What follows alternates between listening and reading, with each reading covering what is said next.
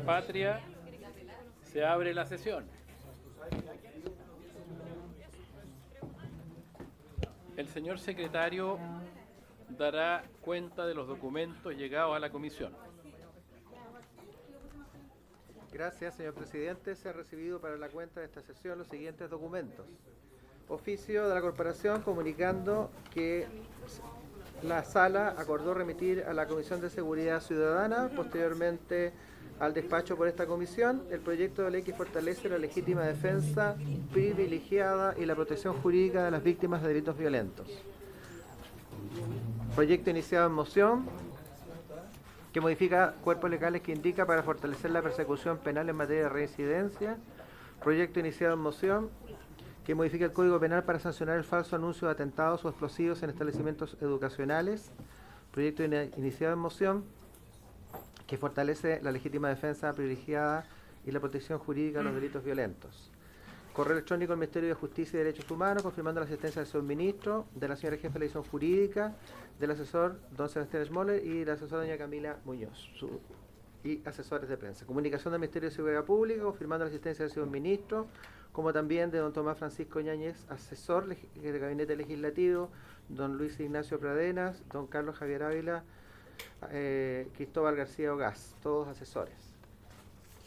Correo electrónico de la Sociedad Nacional de Agricultura confirmando la asistencia para el segundo proyecto que se encuentra en tabla en esta sesión del señor Federico Razo Iristaglia, gerente de Asuntos Públicos de la Sociedad Nacional de Agricultura, y se ha recibido también informe de la Biblioteca del Congreso Nacional elaborado por la asesora técnico parlamentaria doña María Soledad Mortera, referido al régimen de la libertad condicional en Chile y en el derecho comparado a Argentina, España e Italia, sobre el cual la Comisión acordó que en la próxima sesión que se trate el tema, la señora Mortera va a exponer. Eso es todo, señor presidente. Ofrece la palabra sobre la cuenta. Sobre la cuenta, yo después informo, después de escuchar a la diputada Giles. Diputada Giles. Gracias, señor presidente Mulet. Yo creo que vamos probablemente a coincidir en lo que usted iba a anunciar, que era, si bien no forma parte formalmente de la cuenta, preguntarle, señor presidente, si es que hay algún resultado de la gestión que le encargó la comisión en el día de ayer y que me preocupa especialmente respecto de la obligación legal que tenemos de recibir al Ministerio Público para que dé cuenta sobre el proyecto que ayer, lo que ayer acordamos. Sí, perfecto. Y voy a informar de eso, diputada, le agradezco igual. Hablé con el fiscal nacional entiende la norma igual que los diputados y diputadas que llevan más años en esta comisión, que es una sola sesión con las dos comisiones a propósito de la cuenta que tiene que dar respecto de el cumplimiento y avance de la Fiscalía Supraterritorial. Entonces hablé con él y me estoy comunicando con Pedro Araya, que es el presidente, y el secretario también, estamos por las dos vías, para fijar una fecha que nos acomode, y el fiscal está disponible igual para coordinar la fecha entre el Senado y nosotros y hacerla lo antes posible. Yo espero que la próxima semana debamos hacerla, es lo que pretendo. Me falta sí hablar con Pedro Araya, estoy en eso, pero con el fiscal ya estamos de acuerdo, él entiende que está recién partiendo el sistema, pues yo le di la excusa, porque debería haber sido en el mes de marzo, desde mayo esto se nos pasó a nosotros, pues la obligación es nuestra también, así lo entiendo yo. Pero no hay ninguna dificultad, eso va avanzando bien y como les señalo, ya hablé con el fiscal nacional y tenemos que coordinar con el Senado. Diputada Giles.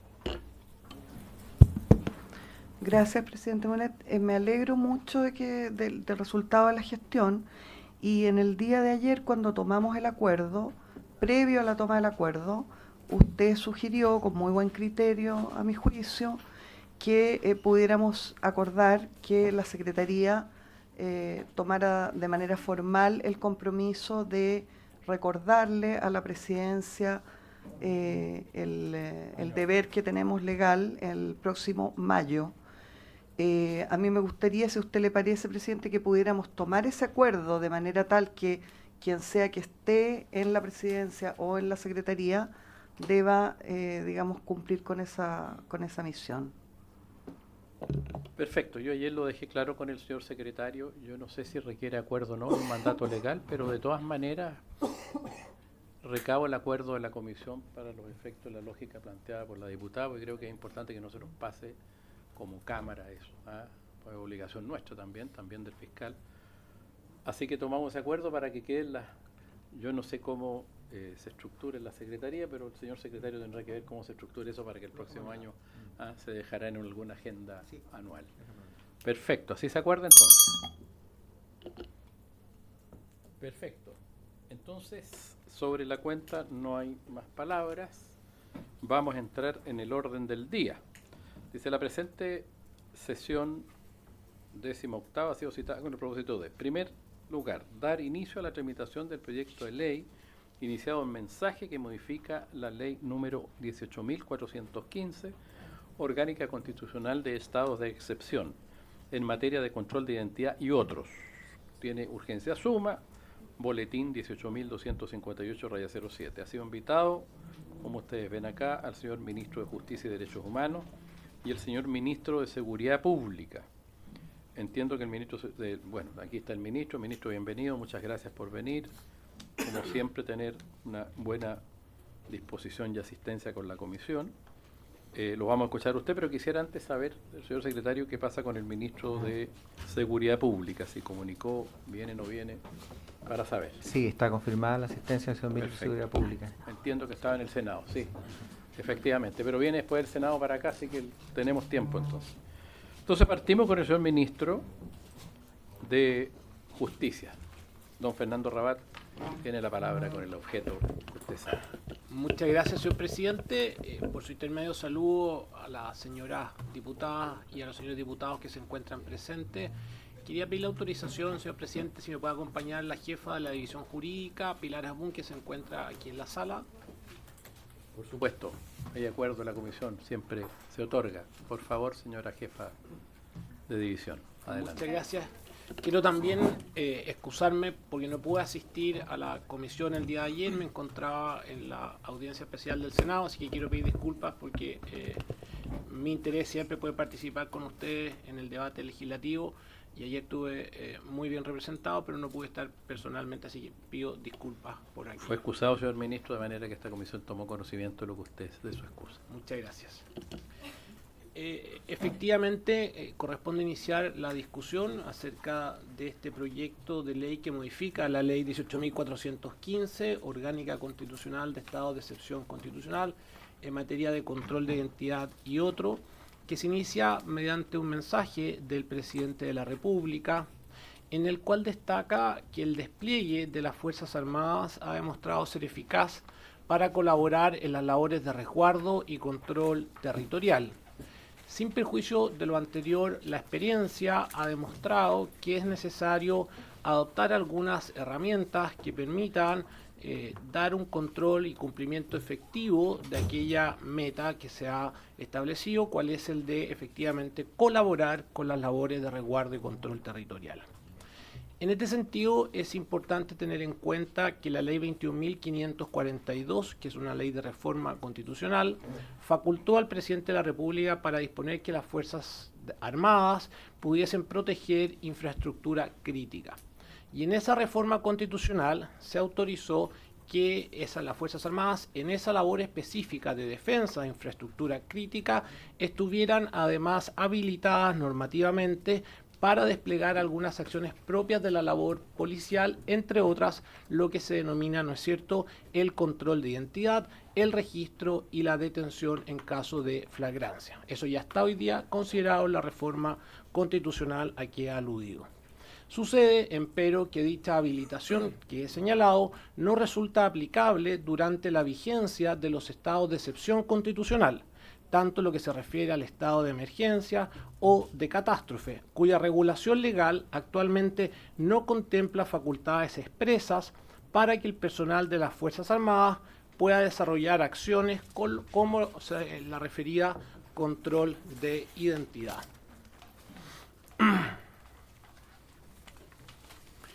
Asimismo, considerando que nuestro país a lo largo de su historia ha enfrentado diversas situaciones de catástrofe que han requerido de la declaración de estado de excepción, que lleva precisamente de ese nombre, y ha habido un despliegue efectivo de las Fuerzas Armadas, resulta necesario que éstas puedan efectivamente estar dotadas de ciertas herramientas legales, como la que he mencionado del control de identidad, también de la detención por flagrancia.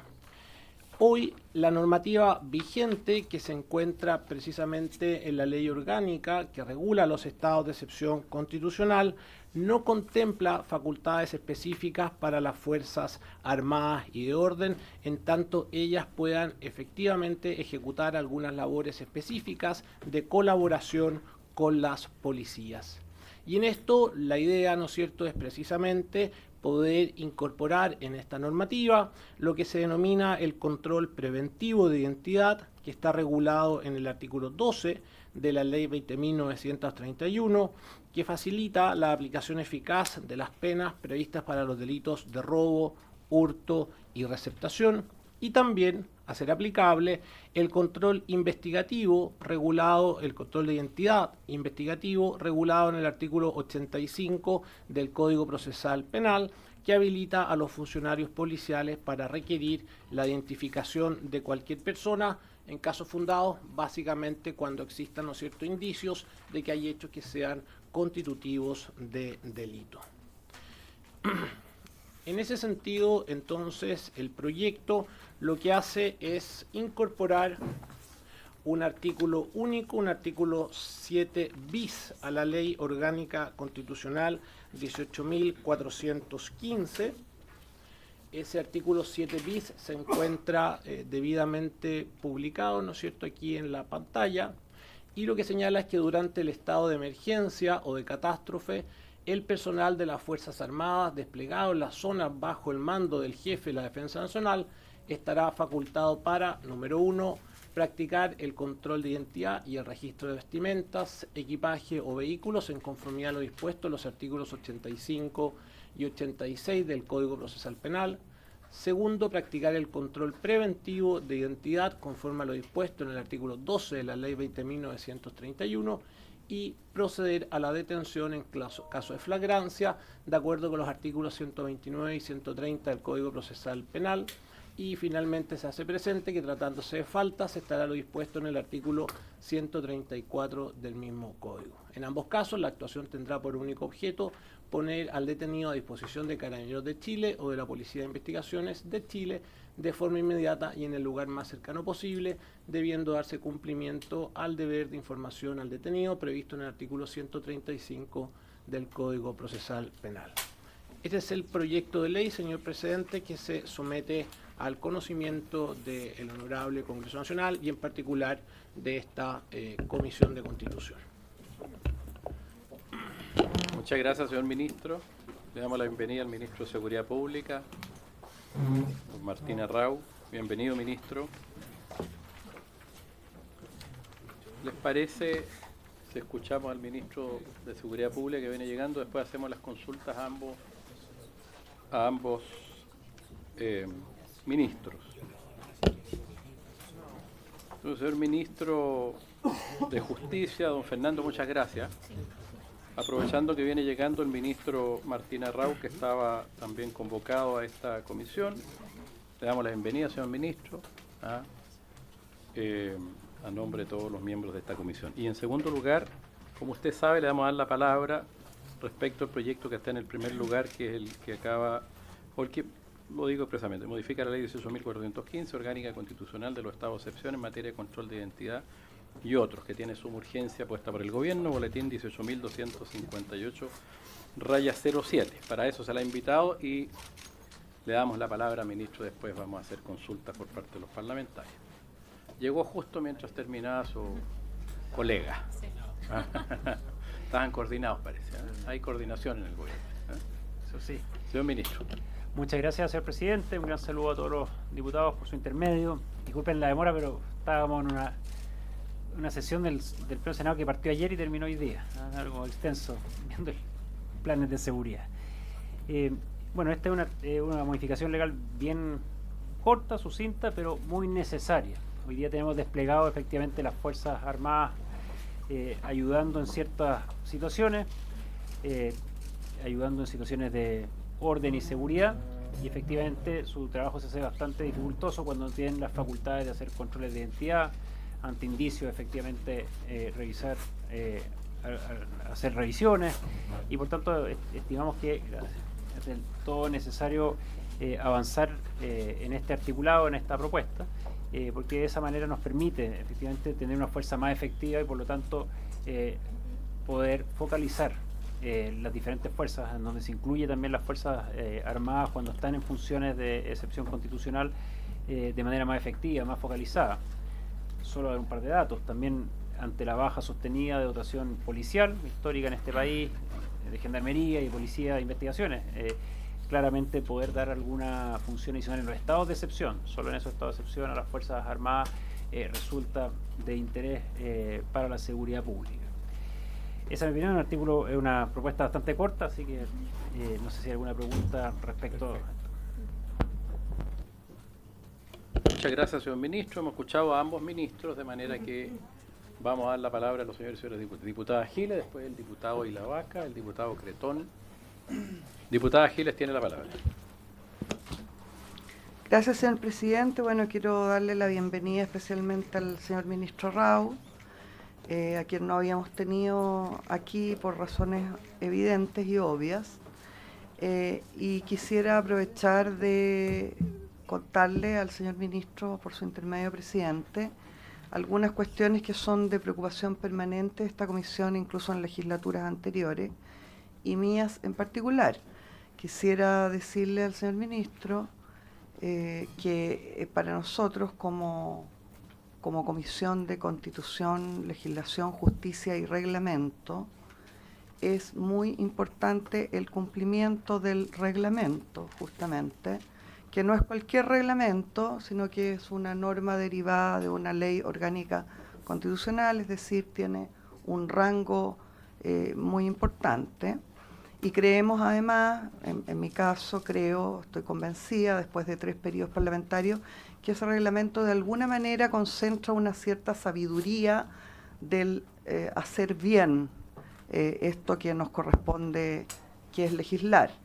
Y para eso, señor ministro, por su intermedio presidente, es muy importante la concurrencia, cuando corresponda, del ministro a cargo de la norma que se está tramitando en esta comisión, y no de cualquier subalterno, desde el subsecretario hacia abajo, distinto del ministro, por cuanto, como sabemos, el colegislador es el Ejecutivo, representado única y exclusivamente por el ministro. En ese sentido, yo me he permitido felicitar la concurrencia del señor ministro de Justicia en casi todas las sesiones, con 2 excepciones que vamos anotando, ¿ya? Pero que quedan, que son menos que las asistencias. Y quiero decirle, señor ministro, que esperamos lo mismo de usted, puesto que efectivamente es muy relevante en esta comisión, la experiencia así lo indica, la presencia del ministro. En relación al tema que nos ocupa hoy, a mí me parece que esta breve norma que se nos propone tiene un problema resaltante, que es el de el plazo para entregar a los supuestos detenidos en flagrancia a quien le corresponde efectivamente el rol policial, que es a la policía.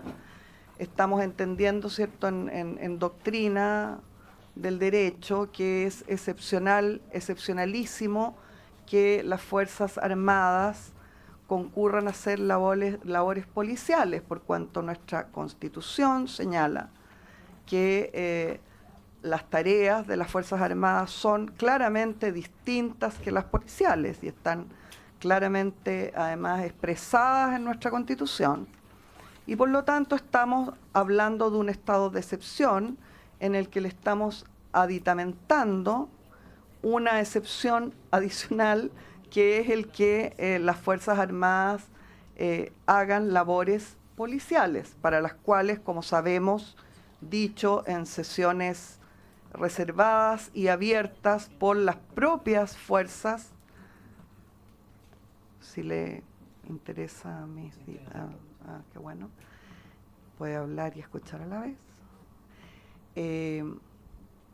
Es importante que cuando se produce esta excepción, excepcionalísima respecto de la realidad y respecto de la Constitución, quede clarísimamente determinado de qué se trata, puesto que, como se ha señalado en sesiones reservadas y abiertas por parte de las propias Fuerzas Armadas y el Ministerio de Defensa en otros momentos, en otros gobiernos, pero me imagino que eso es permanente, todos sabemos que las Fuerzas Armadas no están ni preparadas ni habilitadas para hacer labores policiales, entre otras cosas porque la Constitución señala que son otras sus actividades. Entonces, yendo al punto específico, a mí me gustaría una reflexión, una nota al margen, o lo que los ministros deseen, señor presidente, por su intermedio, respecto de este plazo que me parece al menos ambiguo. Se deberán entregar a los detenidos en un breve plazo, inmediatamente. En general, en esta comisión en particular, en que somos expertos en legislación, no somos muy amigos de cuestiones que pudieran caer en la interpretación, digamos, para una patrulla militar inmediatamente podrían ser 2 días o tal vez unas horas, me pregunto, ¿ya? Entonces, tan específico como eso es lo primero que me parece resaltante de esta propuesta. Muchas gracias. Vamos a darle la palabra a 2 diputados más y cada 3 vamos respondiendo las preguntas. Las preguntas pueden ir a cualquiera, obviamente, de los ministros o a ambos. Tiene la palabra el diputado Ilavaca. Muchas gracias, presidente. Saludar a ambos ministros. Y quiero plantear un tema de base respecto a esta materia, personal, ¿ya? Yo creo que efectivamente las Fuerzas Armadas pueden ayudar y colaborar en temas de orden público, y lo he dicho públicamente. En el gobierno del presidente Boric, de hecho, fui de aquellos que planteó la idea de poder utilizar también, sobre todo en aquellos puntos más complejos, la presencia de militares en temas de orden público. A mí no es tema tabú, ¿ya? Dicho lo anterior, creo que aquí tengo 2 dudas en términos de metodología, porque lo que dice la diputada Pamela Giles es cierto, y aquí falta un actor, falta un ministro importante, que es el ministro de Defensa, ¿ya? Porque en definitiva es quienes van a llevar adelante el proceso de discusión respecto a la aplicación de esta normativa. Y me gustaría poder conocer la opinión también de Defensa. ¿Por qué? Porque cada vez que hemos planteado este tema, y en particular cuando estuvimos discutiendo las reglas de uso de la fuerza, las Fuerzas Armadas en cada una de las sesiones de discusión fueron súper categóricos. Nosotros no estamos preparados para hacer acciones propias de orden público ni labores policiales, ¿ya? Y fue lo que dijeron permanentemente todos los generales y cada rama de la Fuerza Armada. Entonces, yo hoy tengo un tema respecto a eso y cómo podemos hoy día, insisto, siendo una persona que se encuentra de acuerdo, me gustaría ver cómo equilibramos ese tema, ¿ya? Y por lo tanto sería interesante, señor presidente, también conocer la opinión en particular de Defensa. Y lo segundo, un tema de orden constitucional, porque claramente este es un tema que no es la primera vez que se discute, este es un tema que ha venido siendo discutido en doctrina y en términos legislativos durante mucho tiempo. Y las aguas no están tan tranquilas respecto a esta materia. Y existe hoy día una modificación a la ley orgánica constitucional, pero la norma constitucional sigue manteniéndose tal cual, donde radica la acción de la Fuerza Armada en el ámbito de la seguridad del Estado, ¿ya? Y no en materia de orden público, que se le entrega exclusivamente a las policías y a investigaciones. Por lo tanto, me gustaría ver de qué manera también podemos salvar este tema constitucional que podría traer consecuencias. Yo insisto, esta norma, yo en lo particular estoy de acuerdo, creo que es una norma que podríamos sacar de fácil resolución, pero creo que podemos enfrentar en este proceso la ausencia de una discusión previa, que es la norma habilitante para llevar adelante este tipo de acciones. Eso, presidente, muchas gracias. Muchas gracias, diputado Ilavaca. Ahora tiene la palabra el diputado Cretón.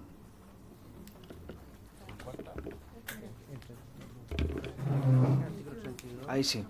Muchas gracias, presidente. Saludar a los ministros por su intermedio y darle las gracias por estar el día de hoy exponiendo, porque esta es una materia que el gobierno se comprometió, particularmente a raíz de la aprobación de los estados de excepción constitucional para la macrozona sur, donde hoy día tenemos afortunadamente el despliegue del ejército en la zona, lo cual nos ha permitido disminuir considerablemente los atentados y los hechos de violencia en la región. Pero también es cierto que hoy día el ejército no puede realizar controles de identidad sin la presencia de carabineros, que son los que están facultados para lo mismo. Y por lo tanto creemos que esta norma avanza en ese compromiso que hizo el gobierno de introducir algunos cambios. Pero también me gustaría señalar acá, recogiendo cosas de lo que dicen los colegas, que esta norma no está única y exclusivamente pensada en la macrozona sur, sino que está pensada para cualquier estado de emergencia o catástrofe. Y pensando que Chile es un país que muchas veces vivimos situaciones como esta, me parece que es una forma de poder avanzar en caso de que haya un terremoto y así poder evitar cuando se producen los saqueos y un montón de otras normativas más. Así que yo espero que de manera transversal, entiendo algunas de las dudas que pueden tener los colegas, de hecho la duda de la diputada Giles por su intermedio, presidente, me parece bastante atingente, pero me parece que está también bien solucionado en el artículo 19, número 7, cuando se habla de 24 horas para ponerlo a disposición del juez. Y yo entiendo que son 24 horas para ponerlo a disposición del juez, el tiempo que las policías tendrían para ponerlo, el ejército tendría para ponerlo a disposición de las policías, sería menos de esas 24 horas. Pero se atienden las inquietudes, pero yo esperaría que en esto haya un ánimo transversal de poder avanzar, porque particularmente para la región de la Araucanía esto es un paso bien importante. Muchas gracias. Muchas gracias. Lo anoto, diputado Cas. Señores ministros, las preguntas que hicieron los tres diputados y después vamos con más intervenciones. Ministro Rabat. Muchas gracias, señor presidente. Solo para efectos de comenzar por la norma más alta desde un punto de vista de su graduación, ¿no es cierto? Me refiero a la pregunta efectuada por el diputado Ilavaca. Nosotros entendemos, o no entendemos, sino que tenemos presente que el artículo 44 de la Constitución Política de la República establece que una ley orgánica constitucional deberá regular los estados de excepción y las medidas que pueden adoptarse durante su vigencia. Esa ley es la orgánica constitucional 18.415 y por lo tanto entendemos que el mandato constitucional está dirigido a la ley orgánica y nos permite en consecuencia entrar a modificar directamente la ley orgánica sin necesidad de hacer una modificación constitucional. Esta situación es distinta a lo que ocurrió en materia de infraestructura crítica, puesto que ahí sí fue necesario reformar directamente la Constitución en atención a que la Constitución no encomendaba al legislador establecer, ¿no es cierto?, la operación a través de una ley orgánica constitucional.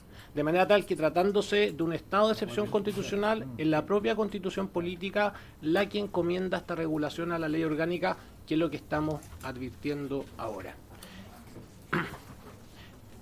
Ministro. En cuanto al segundo punto que plantea la diputada señora Giles, la señorita Giles, que ha advertido que lleva mis ausencias anotadas literalmente de manera exacta, señor presidente, notando cierto nerviosismo en este ministro de Estado, señorita diputada, puedo señalar que efectivamente la norma que se somete al conocimiento de esta comisión utiliza la expresión de forma inmediata. Nos parece que es interesante recurrir, ¿no es cierto?, al artículo 20 del Código Civil para los efectos de interpretar la ley según su sentido natural y obvio, lo que comúnmente ocurre recurriendo al diccionario de la Real Academia de la Lengua. En ese sentido, habrá de interpretarse la voz inmediato como aquello que sucede enseguida, sin tardanza, y ello, ¿no es cierto?, deberá interpretarse, de acuerdo con el artículo 22 del mismo Código Civil, en el sentido que el mismo diputado señor Cretón indicaba, teniendo presente el artículo 19, número 7 de la Constitución Política de la República. Quiero destacar adicionalmente que en este caso lo que se está regulando es una colaboración operativa de las Fuerzas Armadas, que en parte también, ¿no es cierto?, lo planteaba el diputado señor Ilavaca en su exposición. Es una colaboración operativa, no hay un reemplazo de funciones, sino que simplemente se trata de poner a disposición de las fuerzas de orden y seguridad las personas que sean detenidas en flagrancia.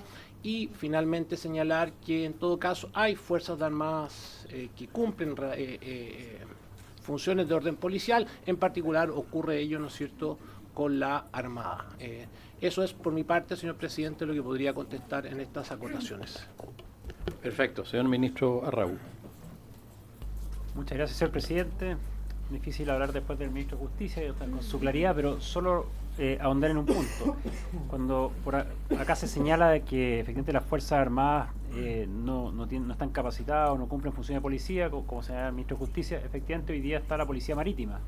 Tanto así que nosotros tenemos comité policial todos los lunes y hay un representante de la Policía Marítima. Ellos hacen investigaciones, ellos efectivamente cautelan nuestros puertos, nuestro espacio, nuestro litoral y nuestro espacio marítimo. Tienen una acabada función policial, tienen estrategias policiales, o sea, existe en este país que nuestras Fuerzas Armadas desarrollan funciones policiales, por supuesto, hay un ejemplo de ello. Que queramos avanzar hacia allá o no, no. Esto es bastante limitado lo que se está proponiendo hoy día para los estados de excepción constitucional, a lo que está acotado la norma, pero simplemente aclarar ese punto porque sí hay parte de nuestras Fuerzas Armadas que sí se dedican a funciones policiales de manera muy exitosa y son un gran aporte al Sistema Nacional de Seguridad Pública. Gracias, ministro. Ahora tiene la palabra el diputado Mulet, Sánchez Barraza, después Castillo Rego. Vamos a eso. Perdón, voy a seguir anotando Fríes y Montalva, que no lo veo a veces. Disculpe, que de repente no lo veo ahí. Entonces aquí están todos anotados ya. Yo quiero hacer dos preguntas. Aprovecho. Hay una que me preocupa y que quiero preguntarle fundamentalmente, bueno, a los dos ministros, digamos. En los momentos de detención y de custodia, digamos, sobre todo una flagrancia, como es el caso donde se pretende autorizar, ¿cierto?, la posibilidad de detener directamente, es donde se pueden producir incidentes y situaciones complejas, digamos, y donde se puede hacer uso de armas de fuego, incluso si hay situación o de arranque, en fin,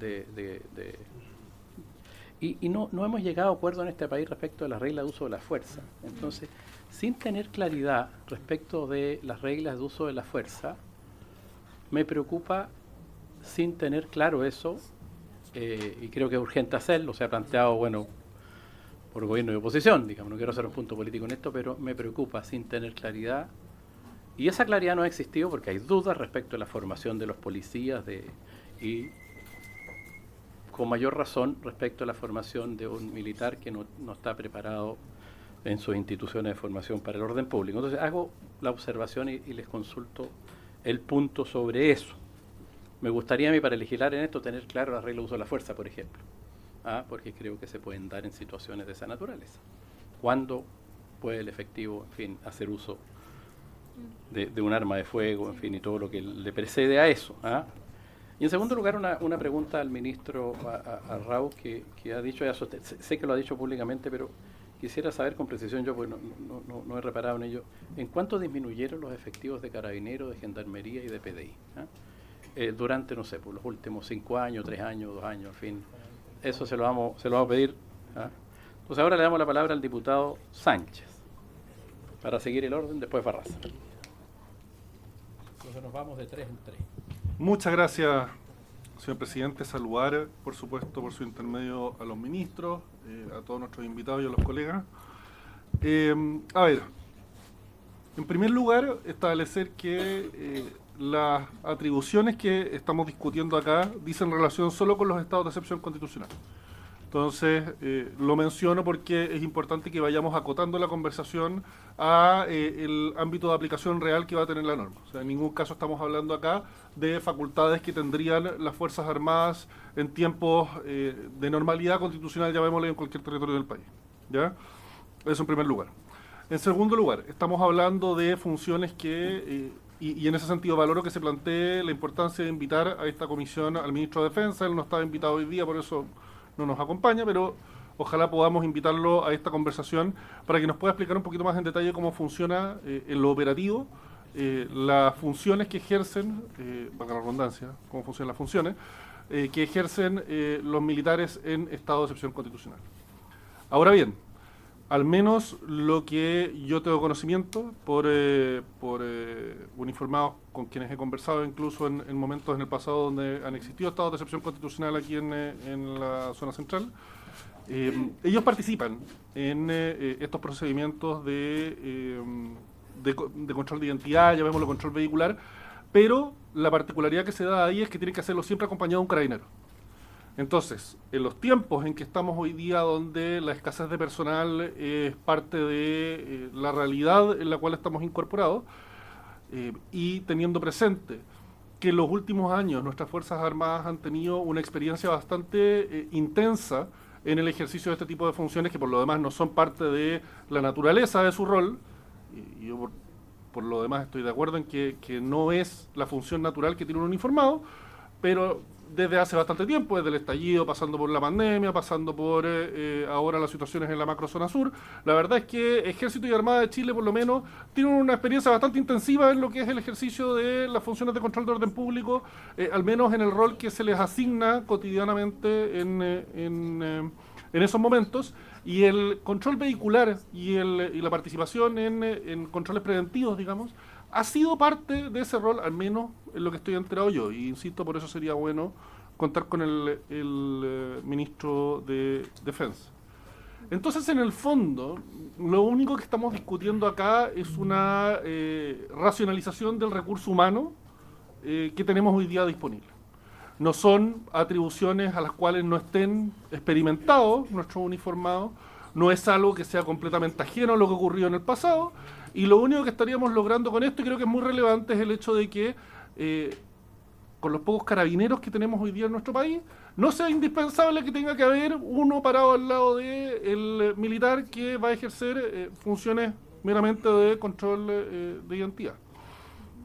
Respecto puntualmente del tema de las reglas de uso de fuerza, hoy día hay reglas de uso de fuerza. Se está discutiendo la posibilidad de reemplazar esa normativa, y puede ser que algunos consideren relevante que sepamos que va a salir de ahí en el fondo para esta conversación, pero la verdad es que los parámetros son más o menos conocidos y hoy día hay una normativa legal vigente en esa materia, entonces tampoco debiese haber antecedentes muy novedosos que puedan surgir sobre la mesa. Lo que sí me gustaría consultarle a los ministros, y quizás pueden tener el dato más a mano ellos, es el efecto concreto de pérdida de recursos humanos de carabineros que tenemos por el hecho de tener que estar ellos acompañando militares en el último tiempo, en el fondo, con las cifras que están hoy día disponibles. ¿Cuántos carabineros finalmente perdemos por el hecho de tener que estar acompañando en estos procedimientos a militares que, de mediar esta norma, podríamos prescindir de ellos? ¿Ya? Eso, muchas gracias, señor presidente. Muchas gracias, diputado Barraza. Muchas gracias, diputado Sánchez. Señor presidente, por su intermedio, agradecer a ambos ministros por la exposición. Yo concluyo de ambas exposiciones y del reforzamiento que hace el diputado Luis Sánchez una idea central, que es acotar el control de identidad o minimizarlo desde el punto de vista de la atribución que se le otorgaría a las Fuerzas Armadas. No obstante, por mínima que sea, sienta un precedente importante en materia de atribuciones que hoy día no están contempladas. Y es un precedente importante habidas cuenta de que en la legislatura, en el ciclo anterior, las mismas Fuerzas Armadas establecieron la condicionalidad, no factual, sino que retórica, pero condicionalidad al fin y al cabo, en relación a que mientras no existieran reglas del uso de la fuerza, lo veían como un riesgo atribuciones de esa naturaleza. El ministro de Defensa, al inicio del periodo presidencial del presidente Kast, señaló la idea de ir desescalando la presencia de las Fuerzas Armadas en la zona de la Macrosur. Y participó activamente en la Comisión de Defensa, y es una idea que se ha refrendado por parte del ministro de Defensa. Entonces, por más virtuosas que sean ambas exposiciones, si no está el ministro de Defensa, está incompleto la reflexión. Dicho eso, preguntas dirigidas a ambos ministros. ¿Qué formación procesal penal en términos de control de identidad tendrían las Fuerzas Armadas, o si cuentan hoy día, para el campo de control de identidad.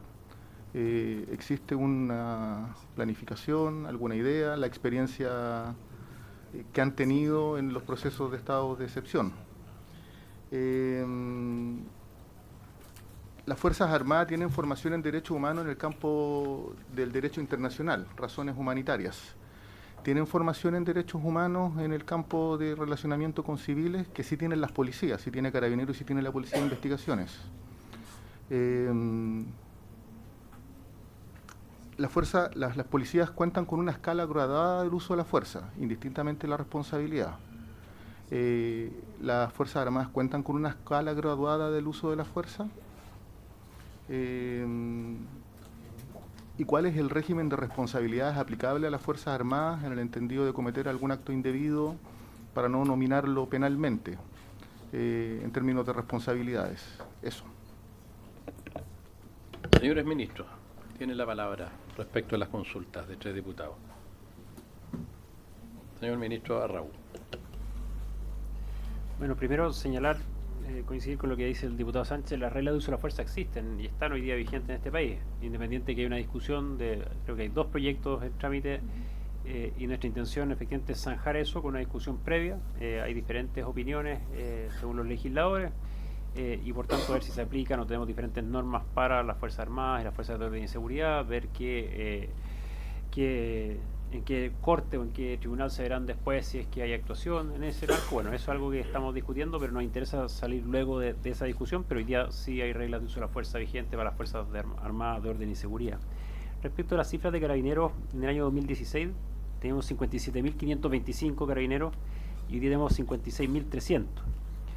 Más o menos 1.000 y tantos carabineros menos en estos 10 años. Y Gendarmería algo parecido, tenemos 20.304 y hoy día tenemos 19.836, pero con un aumento de un 45% de la población. O sea, tenemos una población penal bastante más grande, bastante más violenta, también con un componente extranjero que pasó de un 3 a un 16% en los últimos 7 años. O sea, ha variado bastante el tipo delictual, el tipo de población penal, ha aumentado en un 45% y tenemos menos gendarmes. Por eso estamos lanzando un plan penitenciario muy potente, cárceles un poco más modernas, pero también tenemos que reencantar a la gente con la carrera de Gendarmería y de Carabineros, y por eso estamos elaborando algunas indicaciones, un proyecto que hay de mejora de la carrera de funcionarios de Carabineros y varias otras cosas por ahí.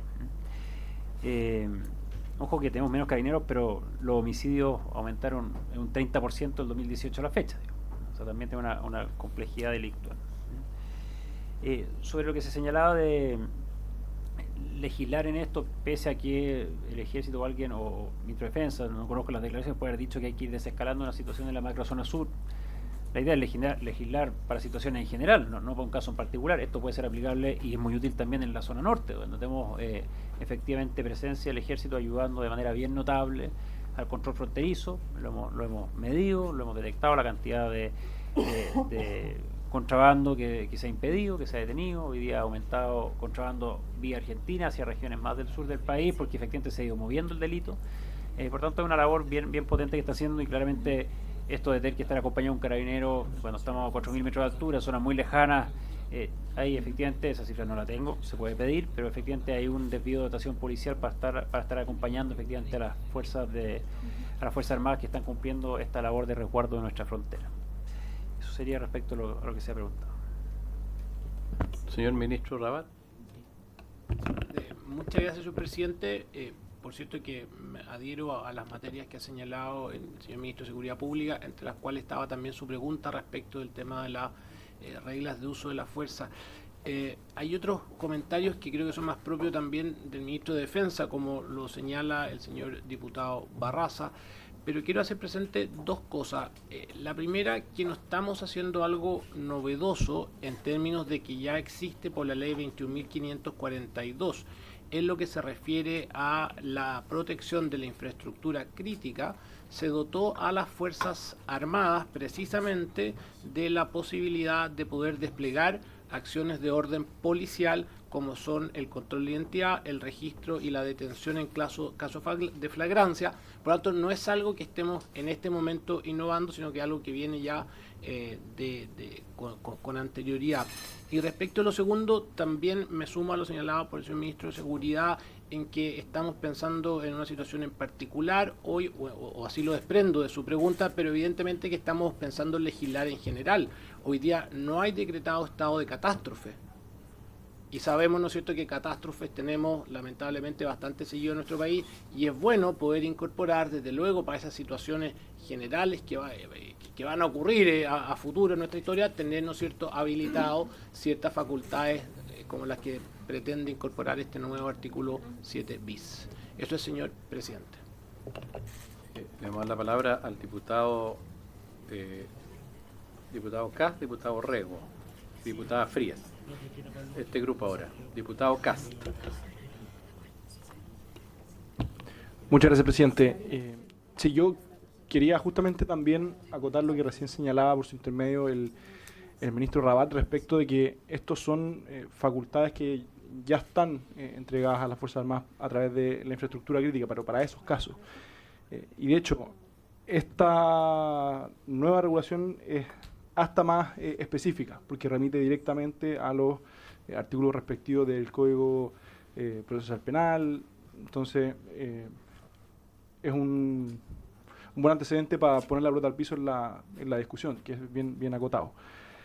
Lo que sí, una pregunta respecto al tema de la flagrancia, que hoy por hoy cualquier persona puede detener en flagrancia, lo único que tienen la obligación serían las policías. La idea, entonces, entiendo, sería incluir dentro de esta obligación a las Fuerzas Armadas, y no tengan esa, entre comillas, excusa de decir yo no estoy obligado. ¿Cierto? Gracias, presidente. Y agregar quizá, ya que estamos hablando tanto del ministro de Defensa, quizá extenderle una invitación futura a la discusión. De todas maneras, al ministro de Defensa. Le damos la palabra ahora al diputado Orrego, don Francisco. Muchas gracias, presidente. Por su intermedio, saludar a los ministros de Justicia y de Seguridad, y en particular al nuevo ministro de Seguridad, Martín Arrau, deseándole lo mejor en este desafío que emprende. Vamos a estar trabajando como comisión bastante seguido con ustedes, y como decía por su intermedio, presidente, la diputada Pamela Giles. Siempre nos gusta contar con la presencia de los ministros, y estamos muy contentos de que el ministro de Justicia siempre haya estado dispuesto a colaborar con nosotros, así como el subsecretario Luis Silva también, que ha participado en estas actividades. Aprovechando la instancia, creo que es momento de realizar la primera reflexión respecto del proyecto, no solamente ver cuáles son las preguntas que le vamos a realizar a los ministros, sino que también, en nuestra calidad de legisladores y colegisladores, realizar un pequeño análisis respecto a lo que significa este proyecto en particular. Y tengo preguntas y reflexiones. Lo primero, estamos de acuerdo en que este proyecto lo que busca es dotar de facultades de control de orden público a nuestras fuerzas de orden, de nuestras Fuerzas Armadas, en ciertos casos excepcionales. Entendiendo dicha lógica, como decía por su intermedio, presidente, el diputado Marco de la Vaca, de tener de estar bastante de acuerdo en esta materia, podríamos tener un proyecto de fácil tramitación, de rápido despacho, en la medida en que tengamos estos acuerdos que son básicamente en estados de excepción constitucional, que son de absoluta excepcionalidad, creemos, porque no lo sabemos muy bien en la Araucanía, que ha dejado de serlo así un poco. La primera pregunta es que yo, cuando analizo los estados de excepción constitucional, siempre nos enseñaron que son 4: asamblea, sitio, catástrofe y emergencia, ¿cierto? Asamblea en el caso de una guerra externa, sitio en el caso de una guerra interna o conmoción interna, en el caso de catástrofe por calamidad pública, y en el caso de emergencia por grave alteración del orden público. En Chile nos acostumbramos a 2 de estos últimos, que son catástrofe, lógicamente, por la situación propia de nuestro país en materia de calamidades públicas, como terremotos, como maremotos, etcétera, y el caso de emergencia con lo que estamos viviendo en la macrozona sur a través del delito que está descontrolado, o lo que vivimos en el estallido delictual, ¿cierto? Yo no entiendo por qué se está limitando solamente a estos 2 estados, siempre anteponiéndome a futuro, y en particular en el estado de sitio, porque una de las causales es grave conmoción interna, que también podría llegar a ser utilizada en algún momento por el presidente de la República en un plazo que ustedes saben lo de quitar el presidente de la República, pero con 5 días para que el Congreso se pueda manifestar. Pero es una facultad, es una atribución, está en la Constitución. ¿Por qué se toma esta decisión de restringirlo? Es una primera pregunta. Me parece interesante la reflexión de la colega, por su intermedio, presidente Pamela Giles, respecto de ¿cuándo vamos a entregar a la persona detenida? Es una pregunta sumamente lógica cuando entendemos que una persona no puede estar detenida más allá de 24 horas, que es lo que permite la Constitución para que sea puesta a disposición del tribunal. Ahora, en ese sentido, el artículo 129 del Código Procesal Penal siempre nos habla de la entrega inmediata a la policía, no establece plazo. Pero, como decía el ministro de Justicia, en la interpretación y exégesis de la ley, lo que uno puede entender es que acá hay que darle cierto margen de discrecionalidad a las Fuerzas Armadas. ¿Se podría regular? Yo no veo inconveniente, sobre todo cuando reviso la hipótesis de los controles de identidad. Y cuando reviso la hipótesis del control de identidad investigativo o del control de identidad preventivo, ambos tienen plazo de duración. De hecho, el control de identidad preventivo tiene un plazo de 1 hora, el preventivo simplemente me permite acreditar la identidad de la persona, subentendiéndose o mejor dicho, se determina que si no sabemos a ciencia cierta si es mayor o menor de 18 años de edad, se entiende que es mayor de 18 años de edad. Y el control investigativo, cuando una persona se rehúsa, también tiene un plazo, 8 horas. Entonces, es una cuestión que la legislación, yo no veo por qué no podríamos negarnos a la posibilidad. Me gusta más la figura abierta, por su intermedio, presidente, a mi colega Pamela Giles. Me gusta más esta figura que le otorgue cierta interpretación al juez, porque de la literalidad del artículo se entiende que tiene que ser en la entrega inmediata, entonces lo más rápido posible. En esa interpretación, ya queda clara mi pregunta para los ministros de Estado, ¿por qué la limitamos a 2 estados de excepción constitucional? Una cuestión realmente para mí sumamente cosmética, pero me interesaría saberlo. Y al ministro de Seguridad en particular, aprovechando su presencia en esta comisión, la ministra anterior, Trinidad Steiner, en reiterada entrevista, señaló públicamente que el déficit de Carabineros, según planta de dotación, son de 12.200. No me cuadra con la cifra que estamos conversando hoy día. Señalaba públicamente que desde el estallido delictual al día de hoy eran menos 4.600 carabineros. Y también señalaba que la formación de carabineros año por año era de 1.200 aproximadamente, cuando se estaban yendo a retiro 1.600. Entonces, con la cifra que me da, por su intermedio, presidente ministro Arrau, de una disminución de 1.000, no me está cuadrando la cifra y me encantaría tenerla porque creo que para el debate público es sumamente relevante. Muchas gracias, diputado Rego. Tiene la palabra la diputada Frías.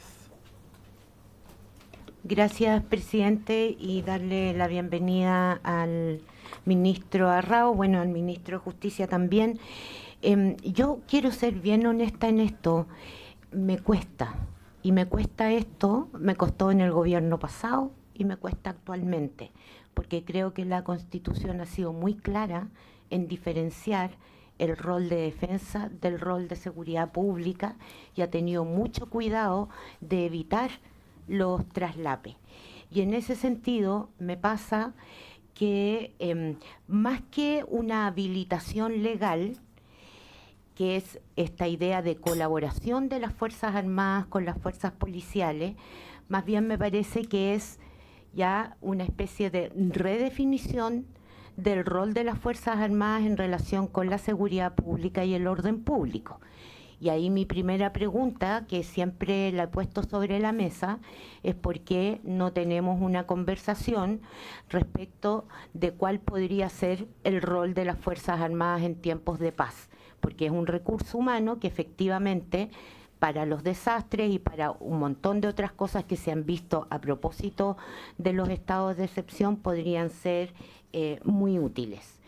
Lo segundo es que se habla de normalidad constitucional, pero la verdad es que vamos a cumplir, ¿cuánto? 4, 5 más años con estados de excepción en el norte y en la macrozona sur. Entonces, se ha hablado, yo no tenía idea, lo ha dicho el colega, que hay una idea de desescalamiento y me encantaría saber si eso es efectivo y en qué plazos. Porque si no, lo que estamos haciendo no es solo normalizando los estados de excepción en la macrozona norte y en la macrozona sur, sino que estamos posibilitando que a eso se unan otras zonas del país. Lo menos que quisiera es que Chile viviera en un estado de excepción permanente que pasa por normalidad y que en muchos otros países ocurre. Lo tercero es, en el caso de las RUF, entiendo que es cierto, existen hoy. En el caso de las policías, las reglas de uso de la fuerza se traducen también en múltiples protocolos para las distintas situaciones que deben enfrentar. En el caso de las Fuerzas Armadas no son las mismas, y en ese sentido, ¿qué se hace o cómo lo van a hacer ahí? ¿Significa eso que van a ir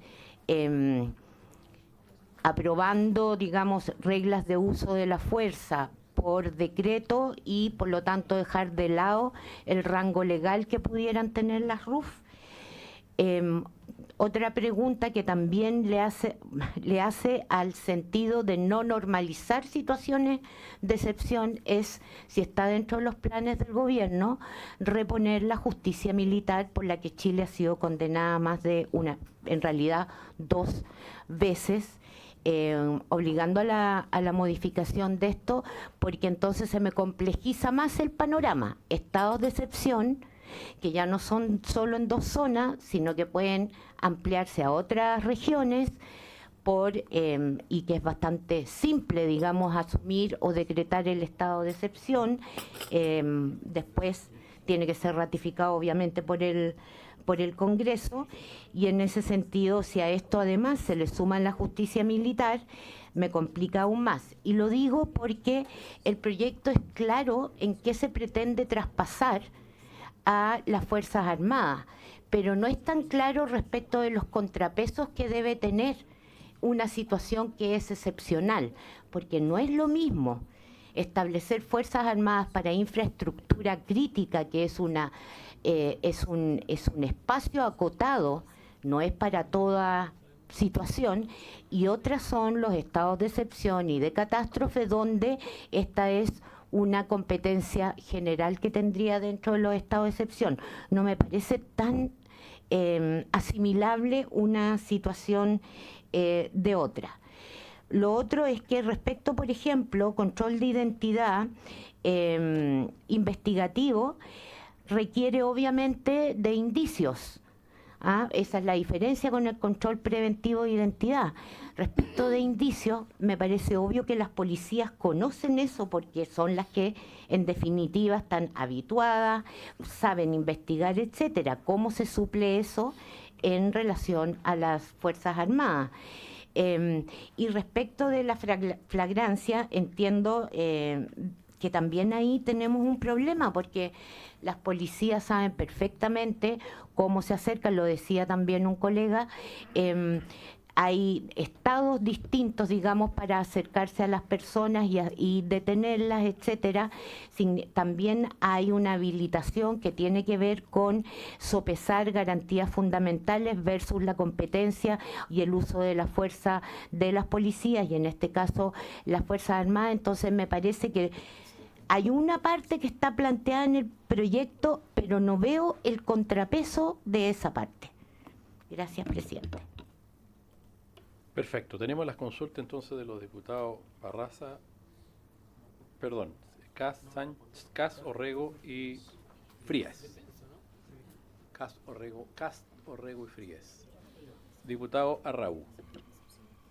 Perdón. Ministro Arrau. Muchas gracias, señor presidente. No, solo confirmarle al diputado Orrego que mi antecesora está totalmente en lo correcto. Hoy día la dotación máxima de Carabineros son 68.000 y tenemos 56.000. Ese es el déficit, y por eso hoy día el índice de cobertura que usted puede observar no se acerca a lo que teníamos antes. Ahí está la cifra de esos 12.000 que hacía mención mi antecesora, que está totalmente lo correcto. Sin dar los detalles por tipo de dotación, ubicación, se lo hacemos llegar sin ningún problema. Ministro Rabat. Sí. Gracias, señor presidente. Sí, son varios los temas y todo, la verdad, que bastante que muy válido, pero yo quiero insistir un poco en las reflexiones que ha hecho la señora diputada Fríes, que no estamos innovando porque ya existe esta habilitación, ¿no es cierto?, que tienen las Fuerzas Armadas de ejecutar ciertas cuestiones de orden policial con la Ley de Infraestructura Crítica. No he tenido yo conocimiento de situaciones que uno pudiera entender que hayan atentado contra alguna garantía de los ciudadanos, yo en particular, no digo que no las haya, pero o no ha existido públicamente situaciones en que podamos, ¿no es cierto?, reprochar la forma en que se ha conducido las policías, y entendiendo que indicio y flagrancia son conceptos que tienen indudablemente un trasfondo de orden procesal penal. También no cabe duda que se trata de indicios de hechos constitutivos de delito, que también amerita, ¿no es cierto?, una reflexión general al sentido común de las personas, y flagrancia también amerita, ¿no es cierto?, permitir una reflexión de orden general, pero sobre todo quiero llamar la atención de que no estamos en algo que se esté innovando y que ya hay una cierta práctica, que no ha habido mayor problema con ello. Quiero también señalar, frente a la pregunta, me parece que del diputado señor Orrego, que ¿por qué no el estado de sitio? Creo que fue su pregunta. A ver, lo primero es que en el mensaje del presidente de la República lo que se buscó fue ser lo más acotado posible a estados de excepción que tienen más relación con aspectos de orden policial, ya que son precisamente más ligados con el control del orden público, que son los estados de emergencia y el estado de catástrofe, más que el estado de sitio y más que el otro estado que en este momento su nombre es el de asamblea, ¿no es cierto?, que obedecen a situaciones más excepcionales aún, y que más que orden público hay situaciones como de guerra interna y de guerra también exterior, y esa es la razón por la cual el Ministerio del Interior en el mensaje restringe solamente al estado de emergencia y al estado de catástrofe. Esa es la razón que nos indican. También el diputado señor Cast hace una pregunta respecto de la obligatoriedad, y por cierto que la remisión que el proyecto de ley contempla el artículo 129, me parece que debe hacerse al artículo 129, inciso segundo del Código Procesal Penal, en que precisamente indica, ¿no es cierto?, la obligatoriedad de esta medida. Y por último también quiero señalar una reflexión de orden general. El artículo 42 de la Constitución Política de la República vincula el estado de emergencia con la protección de la seguridad de la nación, y el artículo 101 de la misma Constitución Política, al referirse a la misión fundamental de las Fuerzas Armadas, es en la defensa de la patria y su seguridad nacional. Y por lo tanto uno puede advertir que existe una cierta lógica, una interpretación, ¿no es cierto?, de orden lógico entre lo que señala el artículo 42 y el artículo 101, y por lo tanto debemos entender que el ejercicio de controles de identidad en este contexto se alinea con la misión institucional que tienen las Fuerzas Armadas y no produce efectivamente una distorsión en lo que son sus competencias constitucionales. Entiendo que están contestadas las preguntas que se formulan. Vamos a ver, mira, quedan dos diputados y damos una vuelta mejor que... no ha hablado el diputado Montalva, después pidió la diputada Giles. Diputado Montalva. No, perdón. Montalva, muchas gracias. Giles y Juve. No me entendía la leche, estaba usted ahí. Estaba usted ahí. Gracias, disculpe. Muchas gracias, presidente, por su intermedio. Saludar a los ministros, agradecerle la presencia. Y yo primero también, al igual que la diputada señalaba y decía que esto ya dejó de ser excepcional, esto ya está siendo permanente. Yo creo que también aquí deberíamos tener la capacidad de honestidad institucional y decir que usar instrumentos excepcionales para algo que ya está siendo permanente, quizás llega el momento de discutir cómo vamos a tener, y por los mismos argumentos por su intermedio, presidente, que ha dado el ministro de Justicia, cómo nos vamos a hacer cargo de estas nuevas tareas que tiene el Ejército, tanto en el norte como en la macrozona sur, también en infraestructura crítica. Entonces, ¿y por qué digo esto? No lo digo solamente desde el punto de vista legislativo, sino también lo digo desde el punto de vista operativo. Yo estuve en la región de la Araucanía cuando se llevó a cabo el estado de excepción. Tuve todo el tiempo que yo fui delegado presidencial, estuve con estado de excepción, donde había una coordinación bastante importante entre todas desde el Ministerio Público, COP de Carabineros, Policía de Investigaciones, Gendarmería, obviamente el Ejército. Y la verdad es que los desafíos operativos eran muy grandes. La capacidad que tuvo que generar el Estado para entregarle camionetas blindadas que no tenía el Ejército, bases de adelantada en ciertos territorios, helicópteros que no tenía disponible helicóptero. Y ustedes saben que yo como delegado en su momento insistí mucho, me demoré más de un año que tuvieran 2 o 3 helicópteros permanentes disponibles, y la verdad es que cuando se tuvo permanente disponible, hubo la primera detención en flagrancia después de un atentado incendiario. La primera vez que se detuvo en flagrancia. La detención en flagrancia es la más eficiente que puede existir, no solamente a nivel probatorio, sino también genera un impacto en estos grupos que fue categórico. Desde ese día todo cambió, digamos, en los hechos de violencia rural. Entonces, ¿a qué voy con esto? Que cuando empezamos con el estado de excepción, que era cada 3 meses, y donde el jefe de Defensa Nacional, perdón, no era cada 3 meses, era cada 15 días, pero cada 3 meses se cambiaba el jefe de Defensa Nacional, eso generaba una dificultad porque tenía que volver a hacerse todo un trabajo con él, pero también con la gente que iba con él.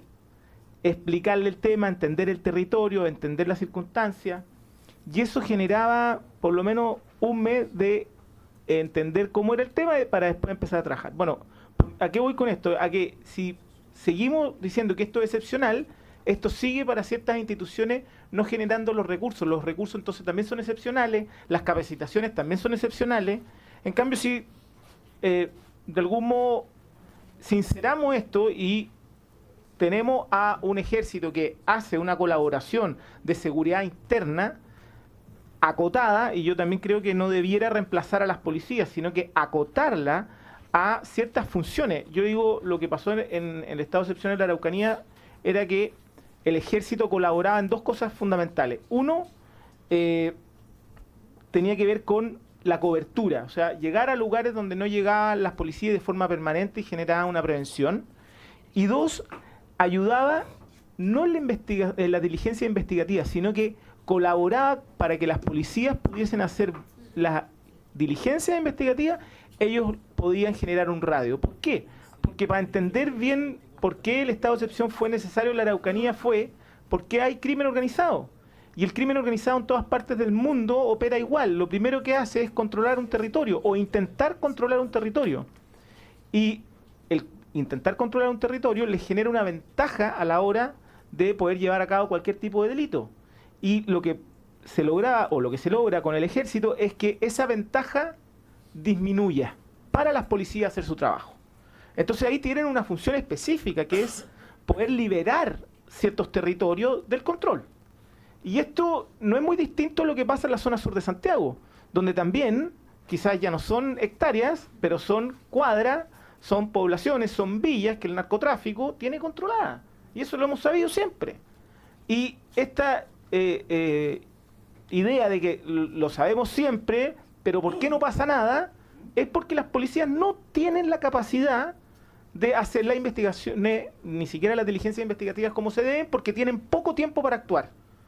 Porque también hay anillos que no solamente están que están interviniendo en el delito propiamente tal, sino que hay anillos de cierta protección. Porque así opera el crimen organizado, que genera que los que están en el sector, que viven en el sector, que no están comprometidos en el delito mismo, pero sí hay un grado de simpatía que le colaboran a la hora de llevar a cabo los delitos y le genera cierto grado de impunidad a quienes están controlando ese territorio. Entonces, ¿a qué voy con esto? Es que podríamos ahorrarnos mucho recursos de todo tipo, humano y económico, si empezamos a discutir que esto va a ser permanente bajo ciertas circunstancias donde opere el crimen organizado, va a poder colaborar el ejército con ciertas tareas específicas que necesitan las policías para hacer bien su trabajo. Y en esto creo que es fundamental que también en esta comisión pudiese venir el jefe del EMCO, el Estado Mayor Conjunto, para que nos diga también cuáles son las brechas operativas, porque a veces se generan estos decretos, digamos, con estas facultades, pero después las brechas operativas genera que no se puedan ejecutar, y eso es lo peor que puede pasar. Entonces, yo primero abriría la discusión también de cuáles son las brechas operativas que tendría hoy día el ejército para llevar desde el punto de vista de capacidades, recursos físicos, desde camionetas blindadas hasta armas, y además las brechas de las capacidades. Hoy día COP, y ahí por su intermedio, presidente, invito al ministro a lo antes posible ir a visitar Pailahueque, que es donde opera el COP en la Araucanía, que se ha fortalecido no solamente desde el punto de vista de las capacidades, que tiene un dron extraordinario, sino también de las capacidades a la hora de proceder en un operativo. Hoy día tiene una serie de protocolos cuando hay niños involucrados, cuando hay personas vulnerables involucradas, y en los últimos años cada uno de los operativos no han tenido grandes dificultades ni con el INDH, ni con ningún tipo de quebrantamiento a leyes que tengan que ver con los derechos humanos. Entonces, ese aprendizaje creo que también es importante transferirlo a quienes se hagan cargo. Y por último, decir que casi todos los equipos que funcionan en estado de excepción van variando, van cambiando. No van fortaleciendo a un equipo que se haga cargo de estas misiones más específicas y que pueda profesionalizarse. Y eso es justamente lo que el ejército hoy día siempre mira esto como algo excepcional. Ellos están trabajando en algo excepcional, pero no son sus tareas propias.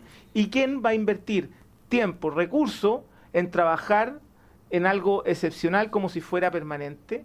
Y hoy día entonces estamos desperdigando algunas capacidades, fuerzas, recursos en algo que se hace creer que es excepcional, pero que en realidad después de 4 años, después de que ha funcionado y después de que va a haber, y el crimen organizado pareciera ser la evolución del delito en todo el mundo, vamos a tener que hacernos cargo de esto. Entonces, yo también pediría por su intermedio, presidente, al Ejecutivo que se abra la discusión de una fuerza colaborativa de las policías por parte del Ejército en el combate contra el crimen organizado.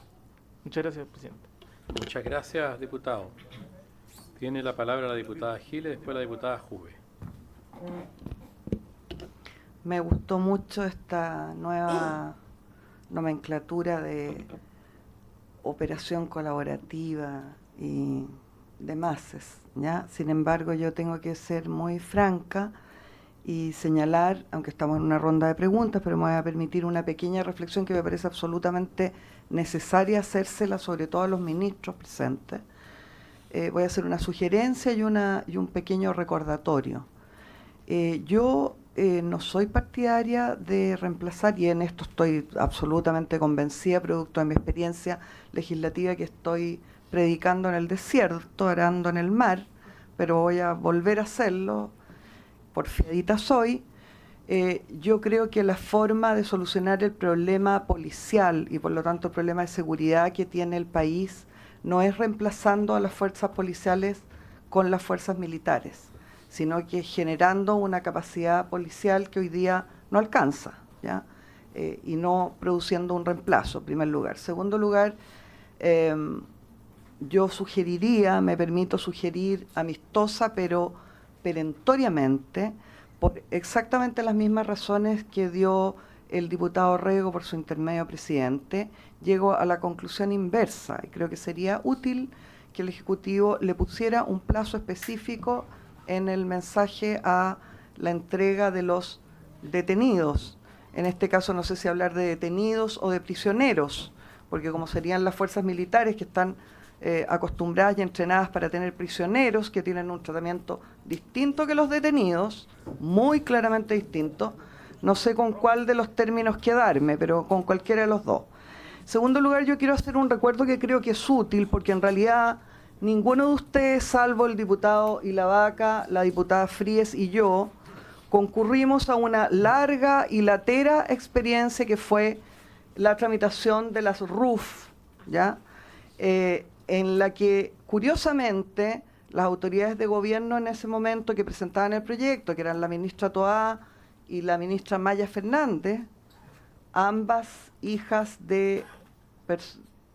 y nietas de personeros muertos por la represión del ejército en Chile, sostenían exactamente lo mismo que nos acaba de escribir en la interpretación de la Constitución el ministro Rabat, y era que habría una interpretación por la cual estaría el rol policial incluido en esto que la Constitución llama defender la seguridad del Estado, ¿ya? Y yo fui una firme opositora, utilicé todos los medios, no quiero entrar en detalles, pero incluso maniobras que algunos recordarán de todo tipo, para que no se habilitara esta legislación, cuestión que después conseguí por otra vía, parando en el Senado, pero en fin. Curiosamente en ese momento, hermanada ¿con quién? Con republicanos, única y exclusivamente. Y contra este gobierno de Boric y sus aliados, algunos de los cuales están presentes acá, que lo que querían era institucionalizar la represión de las Fuerzas Armadas en la cotidianidad de la seguridad pública, básicamente. Les recuerdo que Boric había entrado al gobierno prometiendo desmilitarizar el Gualmapu y hizo exactamente lo contrario. Militarizó de manera permanente y nunca vista después del golpe militar ese sector del país, ¿ya? Hasta hoy. Y hubiéramos esperado, yo por lo menos, que efectivamente este gobierno hiciera exactamente lo contrario, que fue a lo que se comprometió efectivamente, que es desescalar los estados de excepción, y esta legislación al menos me hace pensar que no está tan claro que vayamos en esa dirección. ¿Por qué para mí era tan importante que las RUF no tuvieran éxito en ese minuto, hermanada con mis compañeros republicanos en esa acción? Por una razón muy simple y permanente, y que la quiero reiterar, y es que en conocimiento de lo que opinan las Fuerzas Armadas, cuestión que no fue dicha en esas comisiones conjuntas de seguridad y de Constitución durante los largos meses que duró toda esa tramitación, con la ministra Toá mirando con unos ojos muy abiertos y la ministra Maya Fernández a estos señores que iban a nombre de las Fuerzas Armadas y que tímidamente, sin embargo, fueron capaces de sostener en sesiones reservadas que estaban en contra de esto, en contra de subvertir lo que ellos consideraban que era el rol que las Fuerzas Armadas les asignaban, ¿ya? Esto puedo decirlo aquí, puesto que fue dicho también públicamente con posterioridad y sobre lo cual existe registro documental, ¿ya? Por si acaso tienen alguna duda respecto de ese problema y le están consultando a alguien si estoy cometiendo alguna falla, ¿ya? En general soy un comando, tengo un control total de mi cuerpo y mi mente, así que no pueden estar tranquilos, ministro, si ese fue su problema. Entonces, esto dicho públicamente, ya con todas las prevenciones de un mal entendimiento de la obediencia debida, porque la obediencia debida no es que los militares convocados por una comisión de la Cámara no deban entregar su opinión, todo lo contrario, ¿ya? Pero frente a estos mandos que eran los que promovían la represión, Toá y Maya Fernández, vamos adelante con el rol represivo de las Fuerzas Armadas. Bueno, eso a mí me parece, si hablamos de política, que es lo que nos corresponde a todos los que estamos aquí, que somos políticos, sumamente peligroso. Y yo me imagino que, por su intermedio presidente, el diputado Rego no estará insinuando que esto lo ampliemos a los estados de sitio, porque en realidad lo único que me parece claramente rescatable del mensaje es que efectivamente intenta ser acotado, ¿ah? Da la impresión, al menos en principio, ¿ya? Porque ¿qué costaría una vez aprobada esta legislación trasladarla a los estados que no están en este caso expuestos expresamente? Nada, no costaría nada. Entonces, claro, eso podría ser un sinceramiento, tomando las palabras del diputado Montalva. Yo creo que hay que ser sumamente cuidadoso, y con esto termino, presidente, porque estamos hablando, no le tratemos de bajar el perfil a lo que se refiere a esta legislación. Se trata de normas invasivas, tremendamente invasivas, ¿ya? Así definidas por la doctrina. Entonces no es una cosita como al pasar en la que... No, se trata de entregarle mecanismos represivos sumamente peligrosos a las Fuerzas Armadas Y yo creo que en eso tenemos que ser muy responsables. Muchas gracias, diputada Giles. Tiene la palabra la diputada Juve. Gracias, presidente. Yo brevemente una reflexión y también una sugerencia a los ministros. Lo primero, que he escuchado mucho esto de lo que señaló el ministro Barro a propósito del tema de la normalización. Obviamente que habrá que preguntarle a él y comparto acá, por su intermedio, presidente, con lo que señala el diputado Barraza, que antes de votar este proyecto de ley sería bueno, porque él también viene en la firma, ¿cierto?, del proyecto de ley, invitarlo y conocer su opinión. Pero respecto a lo que señaló particularmente el ministro Barros, y es una consecuencia finalmente de lo que son los estados de excepción constitucional, es importante en el fondo como volver, no quiero volver a los fenicios, pero sí volver un paso más atrás, ¿cierto? La Constitución como herramienta, como instrumento jurídico, está para limitar el poder del Estado. Y particularmente en un derecho fundamental que es muy importante, que es la libertad de desplazamiento, que es la libertad personal. Y precisamente por eso es de que hay un catálogo de derechos fundamentales. Y los estados de excepción constitucional están dispuestos en la Constitución con bastante detalle precisamente por lo mismo, porque se entiende que es un estado de excepción constitucional en el cual se restringe y se habilita ciertos derechos fundamentales para ser restringidos con el objeto de volver a la normalidad. Y así lo dice la propia Constitución. Entonces, dice, una ley orgánica constitucional regulará los estados de excepción, así como su declaración y la aplicación de las medidas legales y administrativas que procediera a adoptar bajo aquellos. Dicha ley contemplará lo estrictamente necesario para el pronto restablecimiento de la normalidad constitucional y no podrá afectar las competencias de funcionamiento de los órganos constitucionales, etcétera, ¿cierto? Entonces, lo que dice el ministro Barro tiene toda la razón. O sea, la lógica es volver a la normalidad. ¿Cuál es el problema que hemos tenido? Que efectivamente esta herramienta se ha terminado utilizando y se ha vuelto un estado de excepción como algo, una suerte permanente, particularmente en el sur de Chile, producto de los actos terroristas y obviamente la violencia que se ha visto en la macrozona sur. Ahora, yo creo que eso es importante tenerlo como primer punto en consideración. Lo segundo es que yo creo que acá no hay que confundir las cosas, presidente, y por su intermedio le hago la recomendación a los demás diputados de esta comisión, porque una cosa es que podamos reflexionar, y yo comparto con lo que señalaba el diputado Montalva por su intermedio, presidente, de que tengamos una reflexión en relación con la situación de normalidad que hoy día se ha instalado, por ejemplo, en la macrozona sur, y eventualmente tener, por ejemplo, una suerte de estado de excepción particularmente relacionado como parecido a lo que es la infraestructura crítica, por ejemplo. Reflexionemos sobre eso. Pero en relación con este proyecto no tiene nada que ver con eso. Este proyecto lo que apunta particularmente es una medida súper concisa, muy clara, y de hecho va un poquito más allá en términos de lo que es la protección de la libertad, porque vuelvo atrás, la Constitución establece o regula, mejor dicho, resguarda, reconoce los derechos fundamentales. El estado de excepción constitucional se entiende que permite la restricción de esos derechos y le encomienda una ley orgánica cuáles son las medidas que se pueden tomar. Y las medidas que se están planteando acá, porque hoy día sí las Fuerzas Armadas participan, ¿verdad?, directamente de lo que son las medidas que se toman cuando hay estado de excepción constitucional. Por eso hoy día las Fuerzas Armadas están presentes en los estados de excepción constitucional. Y se establece acá precisamente para resguardar aún más la libertad, que eso es lo que, por lo menos a mí me preocupa siempre, lo que yo miro con cierto celo, digamos, lo que son las restricciones de los derechos fundamentales y particularmente las libertades de locomoción, de desplazamiento. Se deriva todo lo que es la práctica a lo civil, a las disposiciones que están en el Código Procesal Penal. O sea, se establece de manera explícita, ¿verdad?, todo lo que es el control de identidad, el artículo 85 y 86, que los invito a revisarlo con detalle, pero establece plazos, procedimientos, circunstancias en las cuales pueden haber indicios, y está claro en la ley, muy claro. Yo prefiero que esté en la ley, en este caso orgánica constitucional, a que esté en un protocolo. Prefiero que esté en la ley orgánica constitucional. ¿Cómo no vamos a estar de acuerdo con eso? Lo mismo respecto de la detención por flagrancia.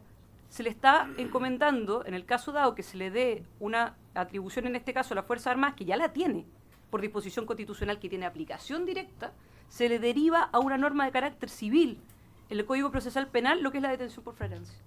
Mucho más estricto en lo que es el resguardo de la libertad. Entonces, yo llamaría quizás la reflexión es eso, porque muchas veces por tener una suerte como de prejuicio respecto de eventualmente un determinado gobierno o una determinada aproximación, no estamos viendo que efectivamente hay una protección aún mayor de lo que es la libertad y de los derechos fundamentales que están en la Constitución. Yo haría ese llamado y esa invitación. Y en segundo lugar, presidente, acá solamente una sugerencia a los ministros acá presentes. Yo creo que esto es una buena oportunidad de revisar, no respecto a este proyecto, yo creo que este proyecto hay que aprobarlo, creo que es un proyecto importante y muy acotado. Pero creo que sería bueno que nosotros como comisión también veamos modificaciones a la Ley Orgánica Constitucional de Estado de Excepción Constitucional, porque si ustedes la revisan bien, se van a dar cuenta que es una ley muy antigua, que es una ley que hace referencia a artículos de la Constitución que no dicen relación con lo que dice hoy día la Constitución. O sea, se hace referencia acá, por ejemplo, a el artículo 41, inciso primero, numeral 6. El artículo 41, inciso primero, numeral 6 no existe. O sea, existe, pero no se aplica, ¿no? ¿Por qué? Porque con la modificación del 2005 se corrieron muchos artículos. Acá, por ejemplo, se hace referencia a los decretos que va a dictar el presidente de la República, pero firmados por el Ministerio del Interior y el Ministro de Defensa. Pero hoy día tenemos un Ministro de Seguridad. Por lo tanto, también se requeriría actualizar eso. Y de hecho, es más, creo que deberíamos tener presente, precisamente porque se han ido, y esto lo decía el diputado Montalbán, y con esto cierro, presidente, se han terminado dando en la práctica se han tomado ciertas medidas que hoy día son distintas, que están más actualizadas en términos de protocolos, por ejemplo, que eventualmente también sería bueno que por protección de las personas estén en la ley. Y esto está bastante desactualizado en ese sentido. Entonces, también una invitación quizá a reflexionar respecto de poder, creo que hay que aprobar este artículo, pero sin perjuicio de eso creo que podríamos tener también una discusión respecto de la ley y actualizarla a los artículos que corresponden y también a las medidas, no del año 90, sino que del año 2026. Gracias, presidente. Muchas gracias.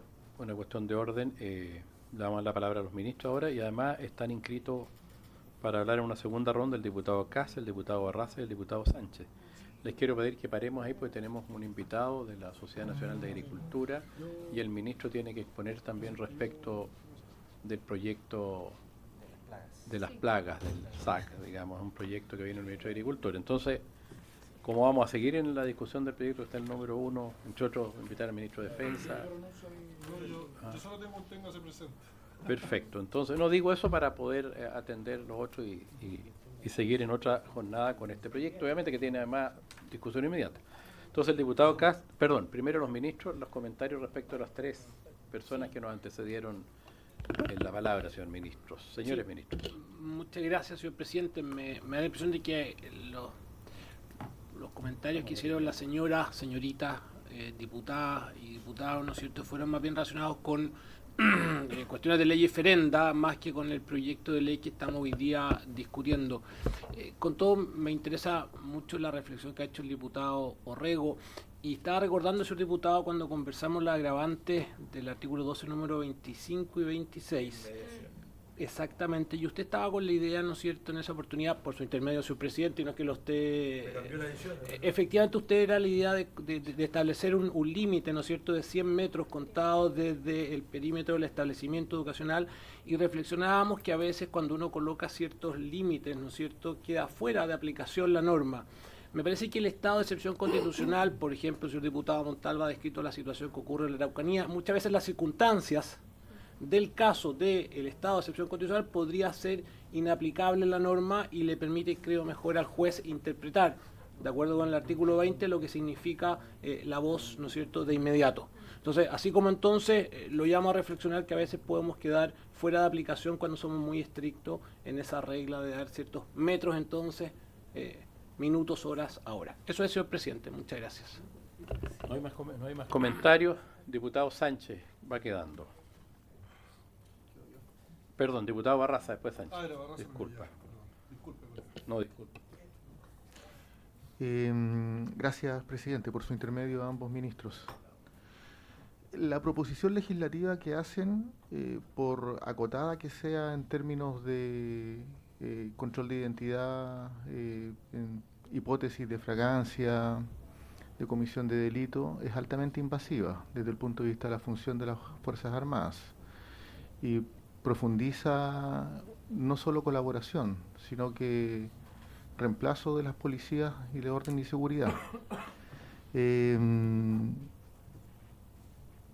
Entonces no es una medida baladí, indistintamente de la minimización que se le quiera hacer, más aún cuando el Estatuto de las Fuerzas Armadas no contempla todo lo que debiese contemplar en materia de tratamiento con civiles, y no cuentan con los recursos y las competencias que cuentan las policías. Por lo mismo, cuando hice mención a la situación de la Araucanía, que se lo puedo enviar al ministro Arrau, la intervención del ministro de Defensa, que después fue refrendada en la primera renovación del estado de excepción en la sala del Pleno de la Cámara de Diputados, donde reafirmó el desescalamiento, lo reafirmó, no obstante el malestar de los parlamentarios de extrema derecha. Creo que es indispensable que esté presente el ministro de Defensa y conocer directamente la opinión de las Fuerzas Armadas. El desgaste que las Fuerzas Armadas han experimentado en tareas de orden y seguridad también lo han explicitado. Entonces, creo que las exposiciones, por meritorias que sean, son incompletas sin ese componente esencial de la legislación. Muchas gracias, diputado Sánchez. Muchas gracias, presidente.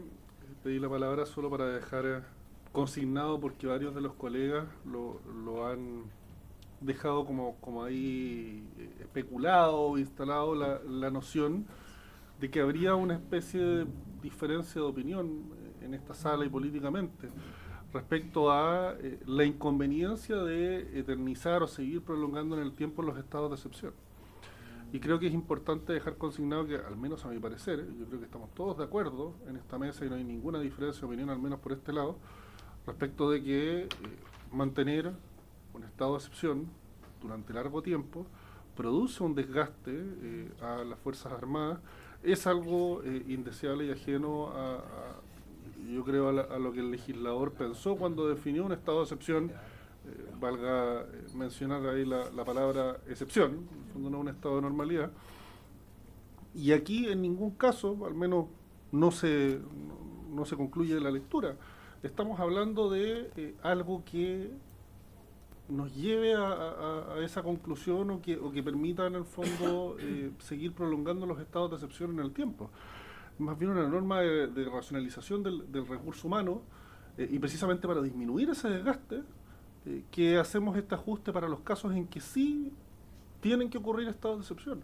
Yo creo que normas como esta finalmente son fruto del aprendizaje que tiene la política y tiene el Estado después de estar expuestos por tiempos prolongados a ciertas situaciones, algo que no había ocurrido por tanto tiempo respecto a los estados de excepción. Y obviamente nos damos cuenta de que el desgaste que produce cuando tú tienes que destinar harta gente, en el fondo, a cumplir ciertas funciones, y eso podría ser desempeñado por menos gente, o sea, liberemos a los carabineros que tienen que estar haciendo compañía en estos procedimientos.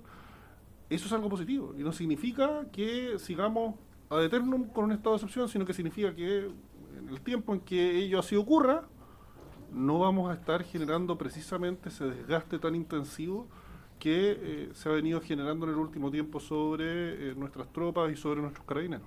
Muchas gracias. Muchas gracias. Entonces, vamos a entrar al punto número 2 de la tabla. Le agradecemos a los señores ministros, ministro Arrau, muy bienvenido a esta comisión. Esperemos que le vaya muy bien en su labor. Vamos a suspender por un minuto y después retomamos en el punto 2 de la tabla. Se suspende un minuto la sesión.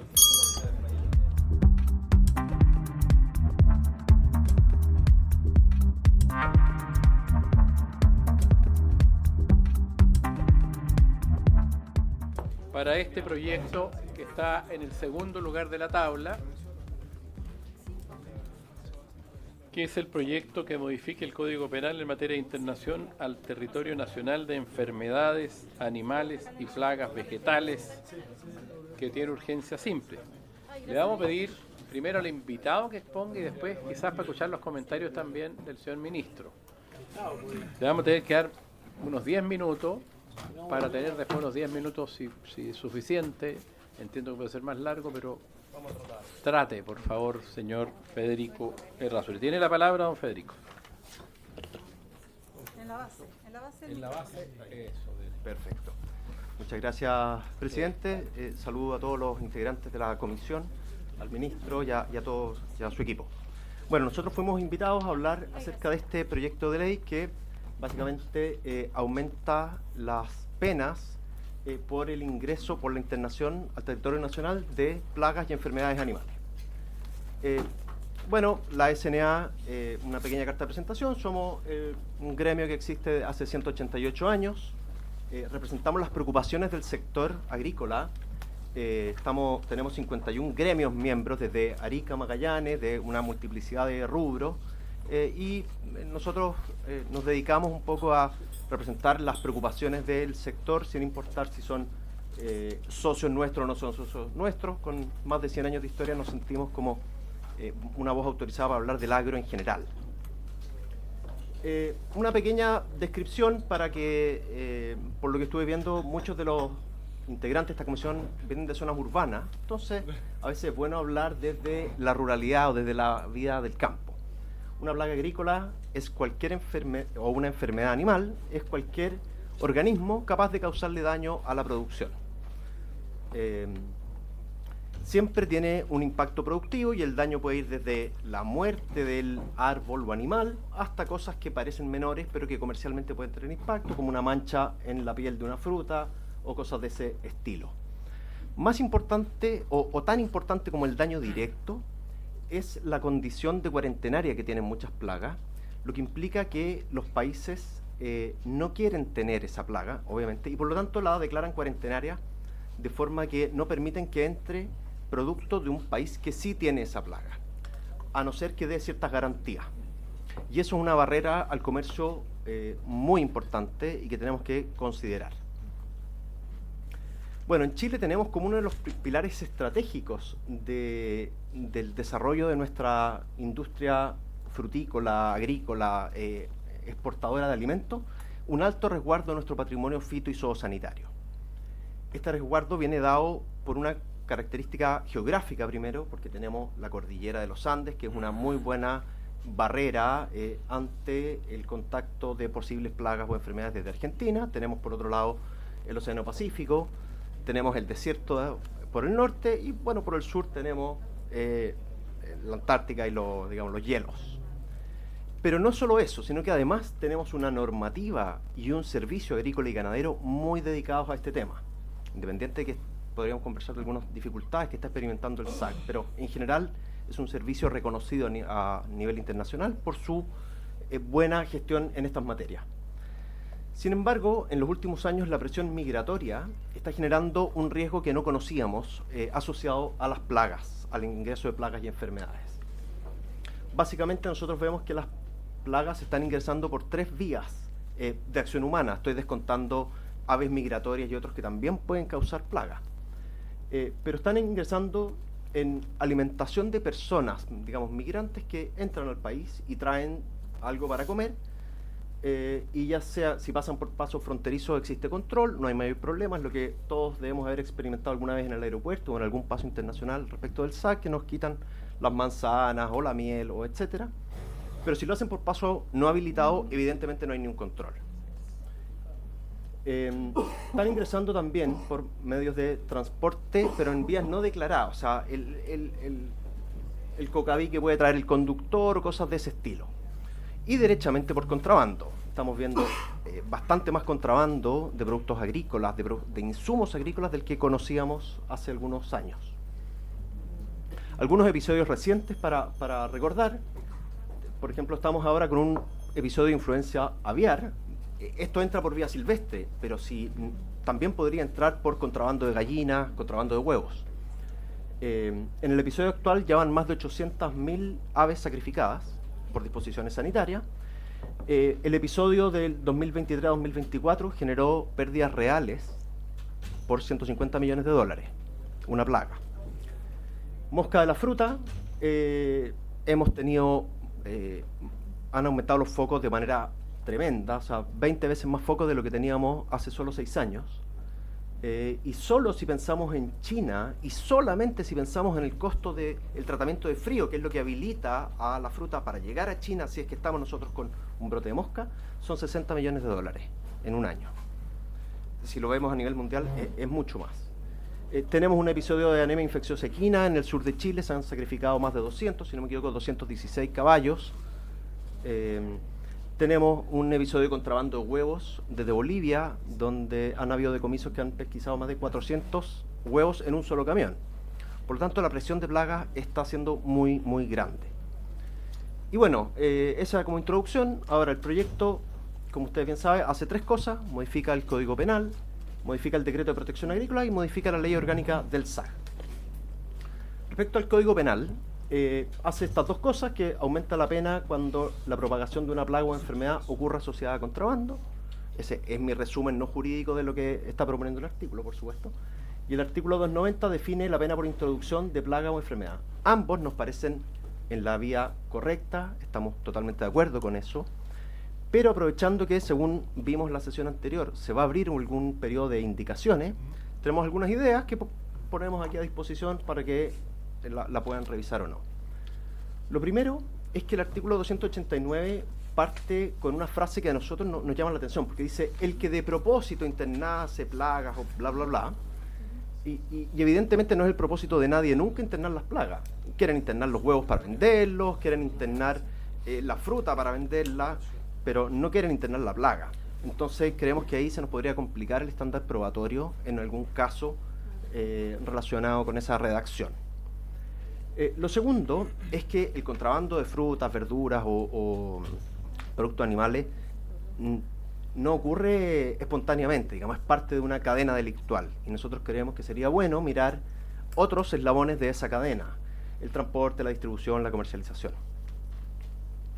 Asociado a lo anterior, y aquí no sabemos bien si es que aplicaría o no, pero creemos que podría incluso configurarse la característica de asociación ilícita en estos delitos, que también sería bueno para aumentar las penas o para darle mayor gravedad. Y cuarto punto, respecto a las modificaciones al Código Penal, es que se habla en el artículo 298 hacia el final de un reglamento. Yo creo que más que un reglamento, y por lo que hemos podido conversar con el Servicio Agrícola y Ganadero, tiene más sentido reemplazarlo por algo más amplio, que sean las resoluciones y disposiciones de la autoridad competente, que van cambiando constantemente. A veces modificar un reglamento y entrar a Contraloría es un proceso que es bastante largo. Respecto a la modificación del decreto 3.555 sobre protección agrícola, bueno, ahí están las 2 cosas que hace. Básicamente incorpora las enfermedades animales, solo hablaba de plagas agrícolas, y faculta al SAC para imponer multa. Estamos totalmente de acuerdo con ambas y no tenemos comentarios al respecto. Creemos que está bien abordado esa situación. Y por último, en la modificación a la ley orgánica del SAG, lo que se hace es que se entrega una atribución al director nacional de querellarse ante delitos de internación de plaga. También nos parece útil en el contexto que estamos revisando, y a modo de sugerencia, creemos que es muy importante, y lo vimos mucho como sector agrícola en la ley de robo de madera, el vehículo, que de alguna forma en los casos que se vea, que se pesquise que hay un contrabando, de alguna forma pescar los vehículos, que Carabinero, no el SAC no debiera tener esa atribución, pero Carabinero o alguien pueda fiscalizar y retener los vehículos. Entendemos que esta disposición está en otro boletín que se está discutiendo, pero creemos que sería muy importante aquello. Presidente, muchas gracias. Esa es nuestra exposición. Muchas gracias por su tiempo. Se tomó justo los 10 minutos. Muy amable. Le damos la palabra al ministro, que tiene que dar la opinión justicia, según como ministro de Justicia lo habíamos invitado con ese propósito. Presidente, como colega de Agricultura señaló que era importante también. Como yo soy parte integrante de esta comisión y me siento muy grato de venir habitualmente, tal vez podría usted, no sé si hay preguntas para el invitado que viene de manera ocasional a esta comisión. Yo puedo, ¿no es cierto?, venir en otra oportunidad si eso es necesario, pero creo que sería bueno a lo mejor aprovechar el tiempo que queda. Perdón que me permita tomarme esa atribución, está muy bien, porque yo voy a estar acá siempre a su disposición, digamos. No, le agradezco. Ya tenemos 10 minutos. ¿Les parece si hay consultas al invitado? nosotros seguramente ya vamos a convocar a votar en general este proyecto de ley. Y antes de votarlo en general deberíamos escucharlo a usted porque hay alguna... no, está muy bien, me parece bien. Y si hay consultas al invitado, si no, le damos la palabra a usted. Sí, claro. Diputado Cast. Muchas gracias, presidente. Y agradecer también la presencia de la SNA. Y la vez pasada tuvimos al SAC y uno siempre, cuando le pregunta a los servicios cómo funcionan, siempre la respuesta es bien. Y sin desconfiar de la respuesta del servicio también, yo creo que sería interesante saber el estado y la eficacia de los controles y fiscalizaciones del servicio, tanto en los puertos, ingresos habilitados terrestres, etcétera, y si es que existen hoy día, de repente fiscalizaciones conjuntas con aduanas, porque uno de los temas que ellos nos ponían era que de repente por facultades no pueden, aduana no los acompaña, entonces como, entre comillas, usuario del sistema, cuál es la evaluación que tiene y qué temas también debiésemos tener a la vista en ese sentido. ¿Algún otro señor diputado que haga consultas? Perdón. ¿Me permite como colegislador hacer una pregunta? Pero por supuesto. Tal vez me salgo de los cánones. Parte de esta comisión. Yo quería preguntar, porque la experiencia de la Sociedad Nacional de Agricultura, no con la modificación, pues evidentemente no existe, sino que con el delito que existe desde hace muchos años atrás, que está previsto en el artículo 289, es decir, tiene conocimiento de que sea una norma que se utiliza y que efectivamente se emplea para la persecución de este tipo de situaciones. Esa es la pregunta, señor presidente. Perfecto. Y yo aprovecho a hacer una también. Dada la gran la cantidad importante de personas que entran por pasos irregulares en el norte de Chile particularmente, esto es una derivada que a veces uno no ve el problema migratorio y el desafío, digamos, tan relevante, pero con todos los tránsitos irregulares ha de ser impresionante los riesgos de aumento de este tipo de situaciones, se fija. Pero no obstante ello, pese a todo, parece que igual el sistema ha respondido bastante bien, sin perjuicio que le han de faltar atribuciones, en fin, la que propone este proyecto de ley. Digo eso porque piensen ustedes que en el fondo la normalidad indica que hay que registrar o, digamos, revisar a cada uno de las personas que entran, pues así lo hacen. Llegas por el aeropuerto, pasas por el paso con el Perú, digamos, y todos los pasajeros, todos los vehículos son registrados. Y aquí estamos hablando de decenas de miles o cientos de miles que han entrado por pasos irregulares.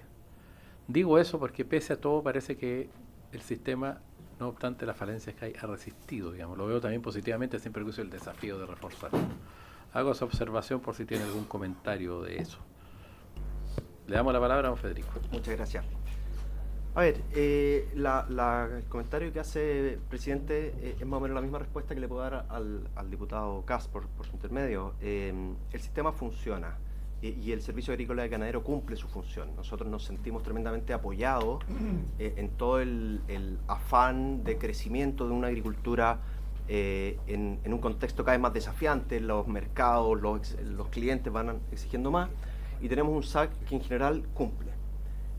Pero también se ve desafiado. O sea, un caso, el año 2020 teníamos del orden de 4 o 5 brotes de mosca de la fruta al año. Cada uno de ellos implica más o menos inversión por $1 millón.